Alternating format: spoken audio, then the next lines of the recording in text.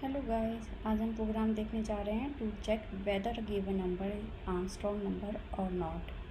तो इसके लिए सबसे पहले हम जान लेते हैं कि आर्मस्ट्रॉन्ग नंबर होते क्या हैं। तो जो भी हमारा गिवन नंबर है उसमें जितनी भी डिजिट हैं, इस डिजिट को अगर हम प्लेस करेंगे to the power of number of digits and then उसका सम करेंगे, जो रिज़ल्ट आएगा अगर वो रिज़ल्ट हमारा उस नंबर के इक्वल होगा तो वो हमारा आर्मस्ट्रॉन्ग नंबर होगा। जैसे कि यहाँ पर हमने ले लिया 153, तो इसमें टोटल नंबर ऑफ़ डिजिट्स हमारी क्या हुई 3। सो यहाँ पर क्या करेंगे, हर डिजिट को हम ट्रेस करेंगे टू द पावर ऑफ 3। तो 1 की पावर 3 प्लस 5 की पावर 3 प्लस 3 की पावर 3, इसका अगर हम सम करते हैं तो इसका आंसर आता है 153 और यही हमारा नंबर था। तो ये 153 हमारा क्या हुआ, आर्मस्ट्रॉन्ग नंबर।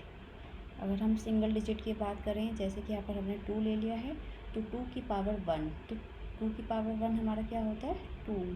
तो डैट मीन्स 1 to 9 जितने भी हमारे नंबर हैं वो सब क्या होंगे, हमारे आर्मस्ट्रॉन्ग नंबर। ये 3 डिजिट नंबर हो गया। सिंगल डिजिट अगर 4 डिजिट की बात करें तो 1634। तो यहाँ टोटल नंबर ऑफ़ डिजिट्स हमारी 4 हैं, तो यहाँ पर हर डिजिट को हम 4 से रेस करेंगे। तो 1 की पावर 4 प्लस 6 की पावर 4 प्लस 3 की पावर 4 प्लस 4 की पावर 4, अगर हम इन सब की वैल्यू निकाल कर सम करेंगे तो हमारा 1634 ही आएगा। तो ये सारे नंबर हमारे क्या हुए, आर्मस्ट्रॉन्ग नंबर।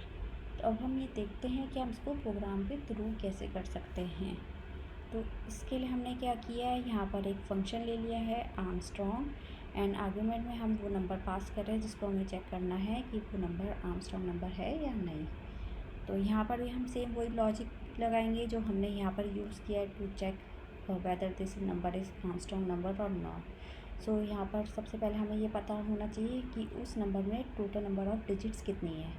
तो इसके लिए हमने यहाँ पर एक सेपरेट फंक्शन क्रिएट कर लिया है, get number of digits, and यहाँ पर हम वो नंबर पास कर रहे हैं। उस फंक्शन में हमने क्या किया है, सबसे पहले एक वेरिएबल लिया है जिसको इनिशियलाइज़ कर लिया है 0 से। सो अब देखते हैं कि ये फंक्शन वर्क कैसे कर रहा है।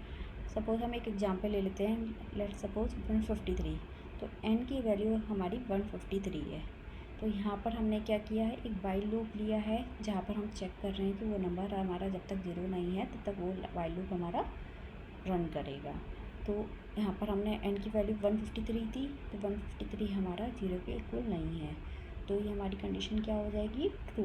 तो वो वाइल लूप के अंदर आएगा। काउंट हमारा इनिशियलाइज था 0 से, अब काउंट की वैल्यू हमारी क्या हो जाएगी 1 और n क्या है 153। तो 153 को अगर हम 10 से डिवाइड करेंगे तो n की वैल्यू क्या हो जाएगी 15। तो फर्स्ट इटरेशन हमारी काउंट की वैल्यू क्या हो गई है 1 और n की वैल्यू हो गई 15। फिर हम फिर से चेक करेंगे वाइल लूप, n की वैल्यू हमारी 15 थी, तो 15 हमारा 0 के इक्वल नहीं है, तो ये कंडीशन ट्रू हो जाएगी। फिर से हमारे इस लूप के अंदर आएगा, तो हमारी काउंट की वैल्यू क्या हो गई थी 1 फर्स्ट इटरेशन में। अब काउंट की वैल्यू क्या आ जाएगी 2 और n की वैल्यू क्या हो गई थी 15 को अगर हम 10 से डिवाइड करेंगे तो अब हमारी n की वैल्यू हो जाएगी 1। तो सेकेंड इटरेशन में अगर हम देखें तो काउंट की वैल्यू हो गई 2 और n की वैल्यू हो गई 1। फिर से यहाँ पर आएगा वाइल लूप में, ये कंडीशन चेक करेगा। अब n की वैल्यू हमारी 1 है, तो 1 हमारा 0 के इक्वल नहीं है। फिर से कंडीशन ट्रू हो गई है, तो हमारा फिर इस वाइल लूप के अंदर आएगा। फिर काउंट की वैल्यू अब 2 हो गई थी तो 3 हो जाएगी, तो काउंट की वैल्यू हो गई 3 और n की वैल्यू क्या हो जाएगी 1 डिवाइडेड बाय 10, तो n की वैल्यू हो जाएगी 0। तो थर्ड इटरेशन में हमारी काउंट की वैल्यू हो गई 3 और n की वैल्यू हो गई 0। फिर से इस बेस कंडीशन को चेक करेगा, n की वैल्यू हमारी 0 है, तो 0 इक्वल टू 0, ये कंडीशन हमारी क्या हो जाएगी फॉल्स। तो ये कंडीशन फॉल्स हो जाएगी, इस वाइल लूप से हमारा बाहर आ जाएगा। काउंट की वैल्यू हमारी थर्ड इटरेशन में कितनी हो चुकी थी 3, तो यहाँ से हमारा क्या रिटर्न हो जाएगा 3। तो हमने नंबर ऑफ़ डिजिट्स निकाल ली है जो हमारी आई है 3। तो x यहाँ पर हमने ये फंक्शन को कॉल किया था, तो x की वैल्यू हमारी क्या हो जाएगी यहाँ पर 3। ओके, यहाँ पर हमने एक वेरिएबल लिया था x जिसकी वैल्यू हमारी 3 हो चुकी है। इसके अंदर हमने 2 मोर वेरिएबल्स लिए हैं। एक लिया हमने 10 जिसमें हमारा जो नंबर जिसको हम चेक कर रहे हैं उसी नंबर को हमने इस पर कॉपी कर लिया है। एक नेक्स्ट वेरिएबल लिया रिजल्ट जिसकी इनिशियलाइज़ कर लिया है 0 से। अब देखते हैं कि ये फंक्शन कैसे वर्क कर रहा है। तो यहाँ पर भी हमने एक वाइल लूप क्रिएट कर लिया है।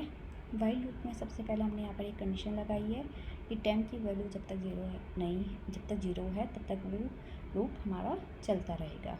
तो हमारे टाइम पे हमने क्या किया था, वही नंबर हमने कॉपी किया था, तो इस टाइम पे वैल्यू क्या है हमारी 153। अब देखिए हम इस फंक्शन के अंदर क्या कर रहे हैं। अब हमने नंबर ऑफ़ डिजिट्स तो निकाल ली है, अब हमें हर डिजिट को निकालना है एक एक करके। पहले हम 3 फिर 5 1, हर डिजिट को हम एक एक करके सेपरेट करेंगे और उसको रेज करेंगे पावर ऑफ 3। तो ये काम हम यहाँ पर कर रहे हैं। अब तो हमारी टाइम की वैल्यू क्या है 153। तो यहाँ पर हमने इस ऑपरेटर का यूज़ किया है और ये हमें रिमाइंडर निकाल के देगा। तो अगर हम 153 को 10 से डिवाइड करते हो तो हमारा क्या रिमाइंडर आता है 3। तो यहाँ पर हमारा रिमाइंडर की वैल्यू होगी 3। फिर उसके बाद हमने क्या किया, यहाँ पर मैथ क्लास का फंक्शन यूज़ किया हमने, पावर फंक्शन। इसमें हमने फर्स्ट आर्गूमेंट पास कर दिया रिमाइंडर जिसकी वैल्यू 3 है। सेकंड आर्गूमेंट हम पास कर रहे हैं पावर, नंबर ऑफ़ डिजिट्स जो हमने क्या निकाली थी 3। तो एस की वैल्यू 3 थी। तो ये क्या करेगा, ये फंक्शन जो फर्स्ट आर्गूमेंट है उसको रेज करेगा to the power of second argument. तो ये 3 है हमारे, इसकी वैल्यू इसकी 3 है तो 3 की पावर 3। तो ये हमें रिटर्न कर देगा 27।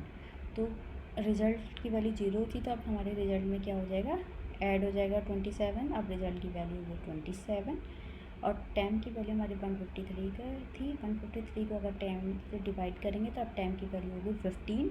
तो हमारे इस वैल्यू में फर्स्ट इटरेशन में रिज़ल्ट की वैल्यू हो गई 27, टाइम की वैल्यू हो गई 15। फिर से हमारे इस लूप को चेक होगा, टाइम की वैल्यू 15 है जो 0 से इक्वल नहीं है। फिर से इस लूप के अंदर आएगा, 15 को अगर हम 10 से डिवाइड करके रिमाइंडर निकालेंगे तो हमारा आएगा 5। तो रिमाइंडर की वैल्यू हमारी 5 है। फिर से हम सेम वही काम करेंगे, यहाँ पर हम पावर फंक्शन कॉल कर रहे हैं, रिमाइंडर की वैल्यू 5 है, एस की वैल्यू हमारी 3 थी। तो इस टाइम हमारी 5 की पावर 3, तो इसका आंसर आएगा 125। तो फर्स्ट स्टेशन हमारे रिजल्ट की वैल्यू क्या हो गई थी 27। तो 27 पे हमारा 125 ऐड हो जाएगा। तो अब रिजल्ट की वैल्यू हो जाएगी 152 और टाइम की वैल्यू हमारी 15 थी। 15 को 10 से डिवाइड करेंगे तो हमारी टाइम की वैल्यू होगी 1। तो सेकंड इटरेशन हमारी रिजल्ट की वैल्यू है 152 और टाइम की वैल्यू 1। फिर से इस फाइल को चेक करेगा, 1 इज़ नॉट इक्वल्स टू 0। सो ये कंडीशन ट्रू हो गई है। फिर से यहाँ पर हम क्या कर रहे हैं, 1 रिमाइंडर निकाल रहे हैं। तो 1 को अगर 10 से डिवाइड करके अगर रिमाइंडर देखेंगे तो हमारा क्या आएगा 1। तो यहाँ पर हमने फिर यहाँ पर रिमाइंडर 1 पास कर दिया, इसकी वैल्यू हमारी 3 थी। तो 1 की पावर 3, तो हमारा क्या आएगा आंसर 1। रिजल्ट में हमारा सेकंड इटरेशन रिजल्ट की वैल्यू क्या हो चुकी थी 152 प्लस 1। तो क्या हो जाएगी रिजल्ट की वैल्यू 153। टाइम की वैल्यू हमारी 1 थी, 1 को 10 से डिवाइड करेंगे तो हमारा टाइम की वैल्यू क्या हो जाएगी 0। तो अब हमारा रिजल्ट हो चुका 153, टाइम हो गया 0। फिर से इस वाइल लूप की हमारी कंडीशन चेक करेगा, 0 इक्वल्स टू 0। सो ये कंडीशन क्या हो जाएगी हमारी फॉल्स, क्योंकि यहाँ पर नॉट इक्वल टू साइन लगाया है और हमारा 0 इक्वल्स टू 0 कंडीशन तो फॉल्स हो जा रही है। तो इस वाइल लूप से बाहर आ जाएगा। रिजल्ट की वैल्यू हमारी थर्ड इटरेशन में कितनी हो चुकी थी 153। तो यहाँ से हमारा रिजल्ट क्या रिटर्न हो जाएगा 153। और इस फंक्शन को हम यहाँ कॉल कर रहे हैं मेन फंक्शन से, जहाँ पर हमने मेन फंक्शन में क्या किया है, सबसे पहले हम एक नंबर एंटर करवा रहे हैं, फिर हम ये फंक्शन कॉल कर रहे थे इस नंबर को पास करके, जिसका रिजल्ट हमारा 153 आया। और वो हम चेक करेंगे कि अगर वो नंबर के इक्वल है या नहीं। अगर वो नंबर के इक्वल है तो वो आर्मस्ट्रॉन्ग नंबर है, अदरवाइज़ वो आर्मस्ट्रॉन्ग नंबर नहीं है। तो हम इसको रन करके देख लेते हैं। अगर हम रन करें तो हमसे पूछा जा रहा है एंटर एनी नंबर। सपोज हमने यहाँ पर 153 का ही चेक कर लेते हैं फर्स्ट। तो अगर हम 153 देखें तो 153 हमारा आर्मस्ट्रॉन्ग नंबर है। सपोज़ अगर हम कुछ डिफरेंट नंबर पास करते हैं लाइक 304, तो हमारा ये आर्मस्ट्रॉन्ग नंबर नहीं है। आई होप आपको मेरा प्रोग्राम समझ में आया होगा। अगर आपको समझ में आया है तो प्लीज़